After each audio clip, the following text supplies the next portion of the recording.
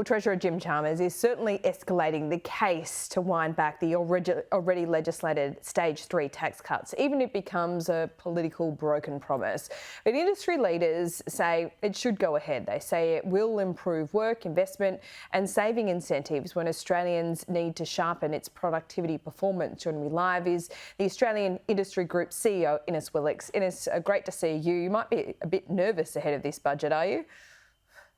Well, the Treasurer, Laura, has said that there's going to be some tough decisions taken in the budget, and there naturally will be. We're in a whole different environment, as you were just talking to Edward about from where we were 6 months ago, and there's choppy waters ahead. But on the tax cut issue, businesses very firmly of the view that the 2024 tax cuts, not immediate, but 2024 tax cuts should go ahead because, as you said, they do provide the incentive for work, for savings and for investment.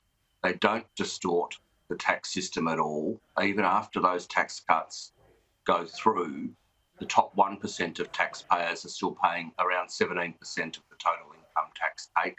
The top 20% are still paying around 60% of the total income tax take. But what it does is put more money in a sustainable way, which has been agreed now through 2 elections, in the pockets of people earning $45,000 and more. That's tradies, that's teachers, that's nurses, truck drivers, factory workers.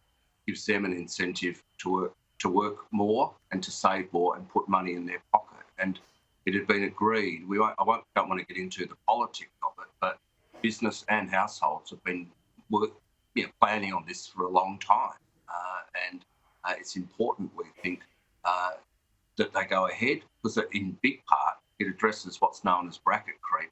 As people earn more, they're going to pay more tax proportionately, and this flattens it out, simplifies the tax system too. So to tinker with it is just going to add even more complexity into the tax.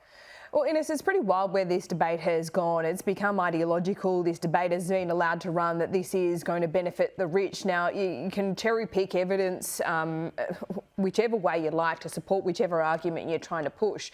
Essentially, if you believe in a progressive tax system, the more you earn, the more tax you pay. And that's just how it works. But, I mean, it's crazy that people would argue against not keeping more of your own money from your pay packet. I mean, doesn't evidence show you over the last 10 years or so, perhaps even longer, that people are better at spending their own money than governments?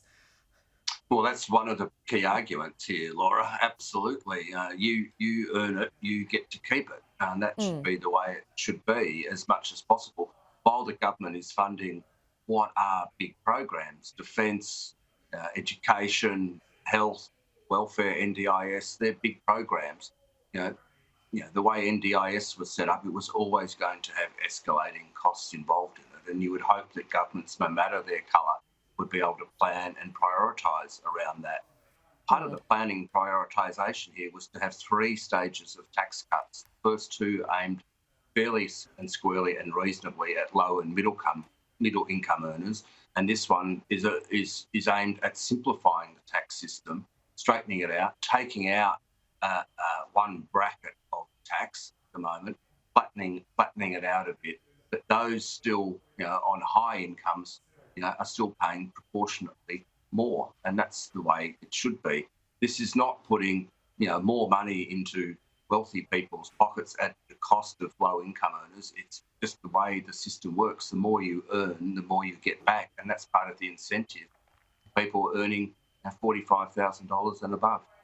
Yeah, if you're earning $200,000, every cent you pay above that, you are paying 45 cents in the dollar. So people should be reminded of that. Jim Chalmers has described this as a bread and butter budget, if you like. You've been around politics a long time. We keep on seeing senior ministers rolled out this week to say our position hasn't changed, quote unquote. But then Jim Chalmers saying, well, the budget needs to be sustainable. He's pointing out, the cost pressures and described it as a certain kind of sandwich, if you like. But he's known about this for quite some time.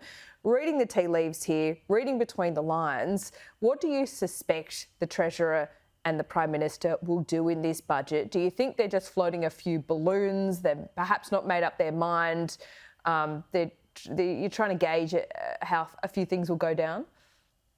Well, on tax, I think there's no doubt they're testing the waters. They're flying a kite to see if they could adjust what they did take to the last election and get away with it, and try to explain it away as the changing economic circumstances we face. I won't deal with the politics. Others deal with the political arguments. The fact, though, is we're talking about tax cuts in July 2024, and there is a very strong case to be made that we're going to go through some hard times over the next 12 months or so, but by mid-2024, we'll be in probably better shape in terms of inflation and in terms of the overall strength and direction of the economy. So it's slightly perplexing to us to see, we're having this argument now around something that's going to happen nearly 2 years from now. And I think, at the very least, we should wait and see what the economy's like, at that time. In this budget, it's going to be a tough budget for the government, no doubt about it. They have priorities they took to the election, which they want to fulfil in terms of spending. And they also are dealing with an economy that is slowing, that has significant pressures on it, both domestically and internationally, and is also seeing the situation where we've got sort of strong inflation that is having to be dealt with harshly by the Reserve Bank. So you've got to try to keep monetary policy in check with fiscal policy. And that's why you've got to keep your spending under control at the moment. That's why we too would argue that down the track, the government is also saying they want to increase wages. Well, the tax cuts that are legislated is one way to put more money into people's pockets. You're talking about significant amounts of money extra that people will have to spend themselves should these tax cuts go through. And these are people who are not on huge incomes. They are ordinary, everyday working Australians, and they're the people we should be supporting in a sustainable way. Yeah, it's a really interesting debate at the moment. You're a brave person if you're defining $120,000 or $140,000 a year as rich. I guess it's all relative. Quickly on energy, there was an energy summit yesterday, and I know that you were being concerned about energy reliability. What are the headwinds here, or what's the canary in the coal mine, if you like? Well, we're seeing massive changes in energy driven by international forces as well as domestic policy changes, this transition to renewables, which is occurring. The big canary in the coal mine here is that we get stuck. We get stuck between in the transition, and we've got a 43% emissions reduction target. That drives, the closure of, what you might call the old style energy more quickly than we can absorb it into the system. That's a big problem. Yesterday was a big focus around energy efficiency. All the argument up until now has been on supply. That's renewables versus fossils and gas, all of those things. The next sort of where some big gains can be is working with government, business, households around energy efficiency measures to make better use of what we have now. That's really potentially a very strong area where we can make some gains as well in terms of efficiency, but also emissions reduction. But it's going to be a very testing time. It's not going to get any easier with Russia-Ukraine for a long time to come, if ever, to be quite frank. I mean, do we look at the UK as well? I mean, they're warning at the moment about days of blackouts, perhaps up to 3 days intermittently as they go into their winter. We're not anywhere near that, but that's a huge concern, isn't it? Are there lessons we can learn? It's massive. We came close to blackouts in the winter just gone, and we're going to confront that again next winter. So we haven't escaped that as yet. And also, we've got summer to get through. It might be a wet summer rather than a hot summer, but we're not out of the woods yet when it comes to energy reliability, far from it. My counterparts in the UK, Laura, are telling us that they are seeing businesses have energy cost increases of between 6 and 10 times. Now, wow. Just imagine that. This is going to put enormous pressure on British industry and European industry more broadly. that sets off a mad search globally for energy.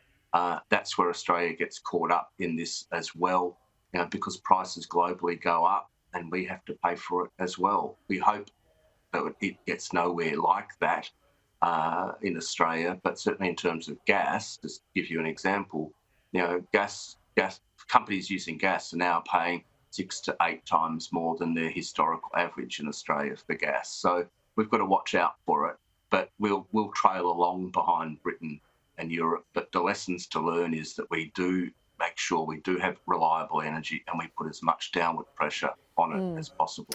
Yeah, very well said, Innes. And look, if there's anywhere you want to live at the moment, you want to live in Australia, but we certainly have some problems that need to be knocked on the head coming. And we'll speak to you about them, well, hopefully not, in the coming months. Thanks so much for your time as always. Thanks, Laurie.